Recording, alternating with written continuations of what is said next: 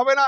নদিয়ায় যখন মাদ্রাসা পরীক্ষা চলছে তখন মমতা ব্যানার্জি র্যালি করতে পারে, আর আজকে সেকেন্ডারি পরীক্ষা চলছে, পরীক্ষার্থীরা ঢুকে গেছে 9:30টার সময়, 12:30টায় শেষ হবে। তার মধ্যে আমাদের প্রিয় নেতা অধীর চৌধুরীর নেতৃত্বে বীরভূমের উপর দিয়ে যাবে, গিয়ে ঝাড়খণ্ডে পৌঁছাবে। আমরা কি এমন অপরাধ করেছি?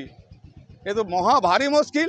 অপরাধ একটাই, আমাদেরকে আটকাতে পারলে ভারতবর্ষের বিজেপিটাকে স্ট্রং করতে পারবে। এটা মমতা ব্যানার্জির নিজেকে বাঁচানো নয়, বিজেপির দালালি করা। আমরা রাহুল গান্ধী আমাদের নেতা, তার সঙ্গে আমার জননেতা অধীর চৌধুরী আছেন। তারা যে রাস্তা দিয়ে যাবেন সেই রাস্তা দিয়ে আমরা পিছনে সামনে টুকিটাকি থাকবো, মোড়ে মোড়ে লোক যেগুলো থাকবে। আজকে আবার শুক্রবারের দিন, মোটামুটিভাবে আমরা দেখা করব, যেখানে রাহুল গান্ধী যা খুশি হবে করবেন।